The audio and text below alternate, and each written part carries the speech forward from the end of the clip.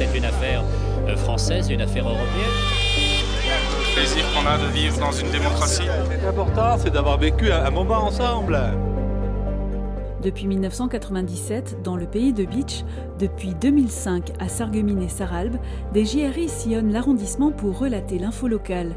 Des heures d'archives ont ainsi été enregistrées sur des cassettes, des DVD, des disques durs et des serveurs. La mémoire audiovisuelle du territoire.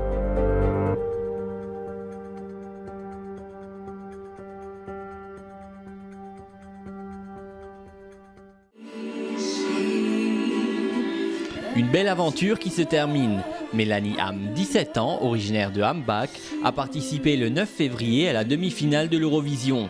Un seul candidat aura été sélectionné pour participer à la grande finale qui aura lieu ce mois-ci et qui déterminera le représentant de la France pour l'édition 2006 de l'Eurovision. L'important, c'est de faire passer quelque chose et c'est ce que je m'emploie à faire à chaque fois que je monte sur scène et c'est pour ça que je chante. C'est avec une interprétation de Yesterday, le légendaire tube des Beatles, que Mélanie Ham défend sa place lors de ses demi-finales. All my troubles seem so far away. Now it looks and choose a way to stay. Oh, I believe in yesterday. Malheureusement pour la jeune chanteuse, le jury, composé de 4 professionnels de la musique ainsi que le public présent dans la salle et les internautes, choisiront Alexandre Vautrin, originaire de Nancy. C'est trop bien, c'est trop bien. Alors justement, c'est un pas de plus vers l'Eurovision là. Bah c'est un pas de plus, mais c'est... Ouais. En fait ce qui est génial, c'est pas le fait de se dire... Là je me dis pas tout de suite, ouais ça se trouve t'as des chances de représenter la France à l'Eurovision. Non, je me dis juste, je vais faire un prime time. Trop bien, trop bien.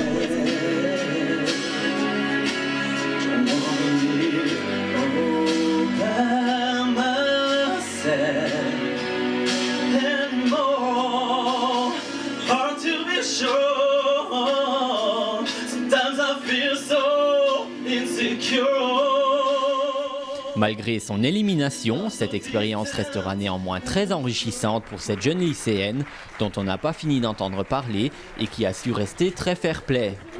Soulagée, c'est bon, maintenant c'est bon. Je suis très contente pour lui, il le mérite beaucoup. Il a chanté une chanson très difficile à interpréter, je pense qu'il mérite d'aller en finale.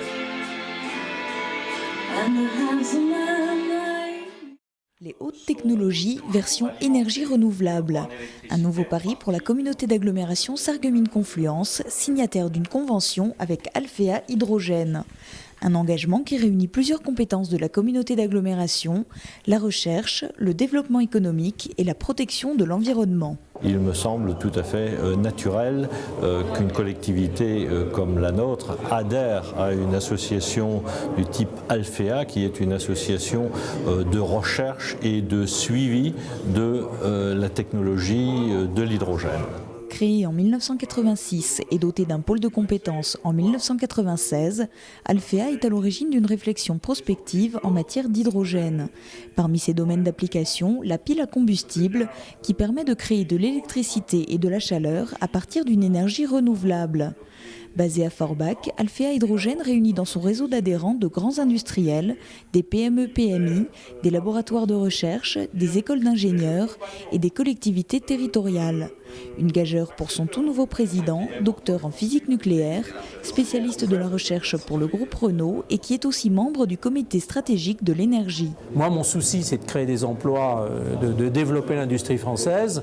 Et là, j'ai vu des gens qui n'étaient pas seulement du monde académique, pas seulement faire de la recherche, etc., mais qui avaient une réelle volonté à développer une activité industrielle.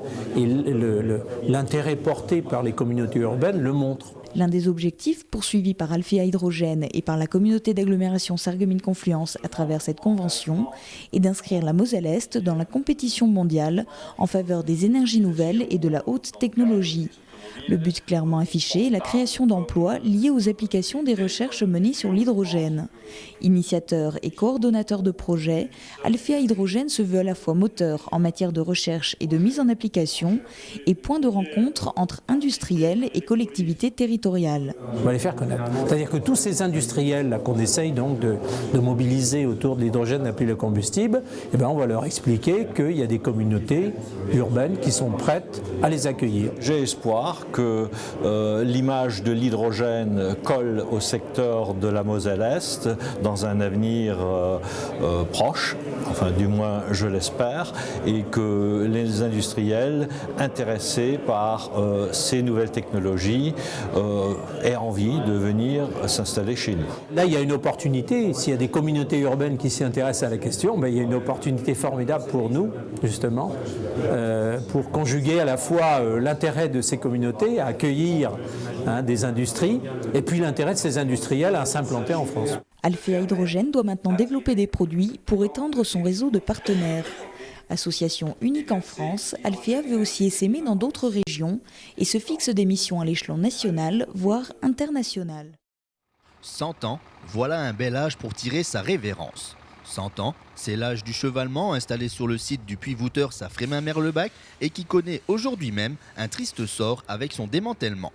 Un chevalement qui, rappelons-le, a servi à remonter le dernier charbon le 20 septembre 2003. Un chevalement qui a également toute une histoire. Ce chevalement, il a servi à l'extraction de la production des sièges Vouters et Renault. C'est-à-dire que tout le charbon qui était fait par les mineurs au fond remontait au jour par ce chevalement. Il remontait à une cadence de 1500 tonnes par heure, à partir de l'étage 700 mètres. Il y avait des skips, c'est-à-dire des espèces de cages de 15 tonnes chacune qui remontaient en alternance. On estime à peu près que pendant toute sa durée de vie, ce chevalement a remonté 250 millions de tonnes. Entreprises de démolition et responsables de charbonnage de France sont présents ce jour afin de voir tomber petit à petit ce géant de ferraille. Une démolition sans dynamite, mais avec un découpage au chalumeau pièce par pièce et une dépose au sol grâce à une grue. Nous avons choisi cette méthode de démantèlement car il subsiste encore de nombreux réseaux électriques, chauffage, air comprimé à proximité du chevalement. Et la technique de l'abattage en un seul morceau présentait trop de risques vis-à-vis de ces réseaux. Un centenaire démonté, voilà de quoi raviver certains souvenirs chez d'anciens mineurs, avec en fond de toile un petit pincement au cœur. Moi, j'ai passé presque toute ma carrière ici à Vouters. J'ai fait 37 ans de mine et j'ai commencé à Cuvelette et après je suis venu ici à Vouters et après j'étais prêté pour 6 mois et je suis resté 6 ans à Renault. Mais je suis de nouveau revenu ici à Vouters. Mais j'ai fait toute ma carrière ici. Tout ce qui est démonté, tout ce qui est minier qui m'intéresse, alors je suis le mouvement et comme vous dites, ça ferait vraiment un pincement au cœur. Mais on ne peut pas tout garder, alors il faut s'y faire, il faut faire avec. Bien sûr, on a toujours un pincement au cœur parce que ces chevalements faisaient partie de notre paysage, ils faisaient partie de notre travail, parce que tous les jours on vivait un peu au rythme de ce chevalement, au rythme des molettes, et forcément on a un pincement au cœur quand on voit disparaître un objet comme celui-là. Les travaux vont durer une quinzaine de jours avec pour Charbonnage de France l'objectif de remise en état des terrains et du site. Voilà encore une nouvelle page de l'épopée charbonnière qui se tourne. À l'occasion du premier anniversaire de la crèche communautaire, l'heure est au bilan. Cette structure d'accueil de la petite enfance innove en répondant aux besoins des familles tout en s'adaptant aux entreprises. Caractérisée par des horaires particulièrement adaptés au temps de travail des parents et des activités bilingues franco-allemandes, la structure répond aux attentes escomptées. Nous savons tous que le fait de concilier le travail et puis l'éducation des enfants présente quelques difficultés dans les jeunes couples. Eh bien, je crois que cela a facilité les choses largement. Le second objectif, c'était de permettre aux entreprises d'offrir un service supplémentaire à leur personnel, ce qui a été très bien accueilli puisque la Smart a même participé au financement de cette opération. Le troisième objectif était de donner un atout supplémentaire à cette zone d'activité, en caractère d'attractivité des lieux La structure, qui fonctionne sous forme associative, emploie 25 personnes, toutes qualifiées dans les domaines de la santé ou de l'enfance. Avec 60 places pleines initiales, ce sont plus de 160 enfants qui sont inscrits sur les listes de l'établissement. Je suis très content dans la mesure où l'objectif initial que c'était fixé, à savoir remplir au bout d'1 an, c'est accompli au bout de 6 mois. Donc de ce côté-là, sur le plan quantitatif, moi je suis très satisfait. Puis après, ma satisfaction est encore plus grande sur le plan qualitatif, où là, tous ces acteurs-là collaborent au bon sens du terme, coportent le sujet, je veux dire, dans un très bon esprit. Parents, enfants, entreprises et personnel de la crèche, tous doivent s'accorder. Un challenge au départ qui a su se transformer en une totale réussite. Au bout de 6 mois, toutes les places étaient prises, ce qui est un excellent signe, bien entendu. Ce qui nous amène aussi à réfléchir aujourd'hui sur l'installation d'un autre équipement de ce type, toujours lié à une zone d'activité, je tiens à le préciser, sur le périmètre de la communauté d'agglomération. Cette réflexion est en cours et je crois que dans les prochains mois, nous arriverons à trancher sur un nouvel emplacement pour un équipement du même genre. La plupart des enfants restent entre 25 et 35 heures hebdomadaires dans la structure. Les places les plus demandées concernent les nourrissons dont les mamans viennent d'accoucher. Les parents paient une contribution de 50 cents à 3 € de l'heure en fonction de leurs revenus, ont accès à la crèche les enfants de parents travaillant sur le site de l'Europole de Hambach ou habitant sur le secteur de la communauté d'agglomération. Parents, enseignants et élus se sont réunis à Sarralbe suite à la pétition adressée à Philippe Leroy, président du Conseil général. Une assemblée bien restreinte devant laquelle Isabelle Schuster, représentant les parents d'élèves, a refait l'historique du dossier concernant la construction du nouveau collège de Sarralbe. La réunion de ce soir, c'est d'abord pour que l'ensemble des parents et des personnes qui ont signé avec nous la lettre à Leroy puissent prendre une décision sur les suites à donner et puissent nous dire si les ouvertures qui ont eu lieu dernièrement sont satisfaisantes ou pas. Nous, on nous dit on vous a donné un écrit.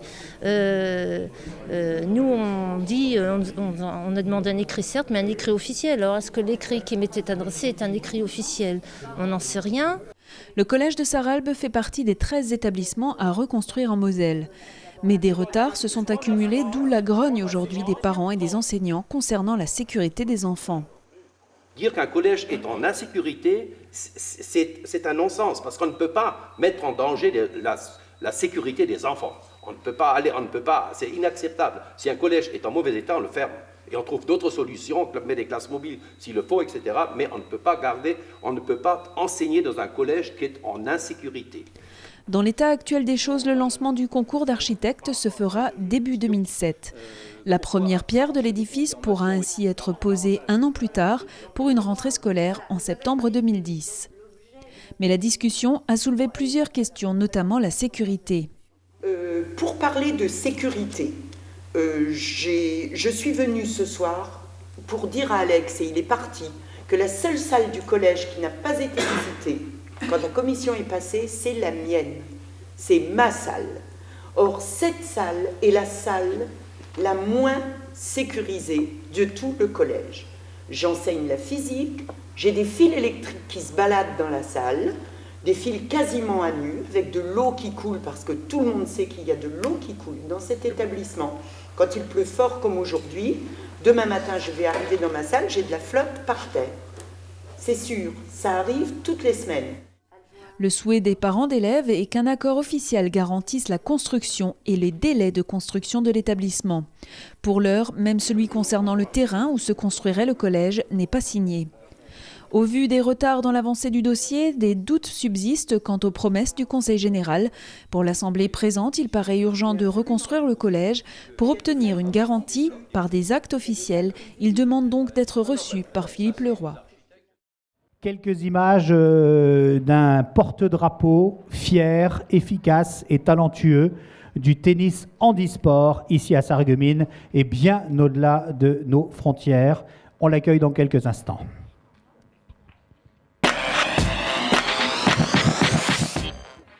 Aujourd'hui, Nicolas Pfeiffer n'est pas assis dans son fauteuil spécial sport.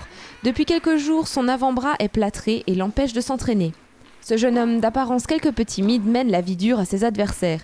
Il est aujourd'hui numéro 1 junior français et numéro 3 junior mondial en catégorie handisport. Qu'est-ce que t'as fait, jeune homme? Je suis tombé. T'es tombé en jouant. Voilà. C'est juste la main droite. Hein. Ouais. Dommage. Depuis 3 ans, il parcourt l'Europe et le monde. En 2005, il a participé à 18 tournois. Si son bras se rétablit à temps, le 25 avril prochain, il s'envolera au Brésil. Une belle revanche sur la vie pour ce jeune homme de 15 ans atteint d'une malformation à la naissance. Depuis ses 5 ans et demi, ses jambes sont amputées, mais quand il a demandé à faire du tennis, le club de handisport de Pierre d'Orflinger lui a ouvert grand ses bras et son cœur. Quelques années plus tard, à force de volonté et 8 heures d'entraînement par semaine, il devient une pointure internationale. Mon ambition d'aujourd'hui, c'est d'être numéro 1 mondial en junior et de participer aux Jeux Olympiques à Pékin. Pour aller à Pékin en 2008, Nicolas devra être classé parmi les 4 meilleurs joueurs français. Monsieur Nicolas Peffer, s'il vous plaît.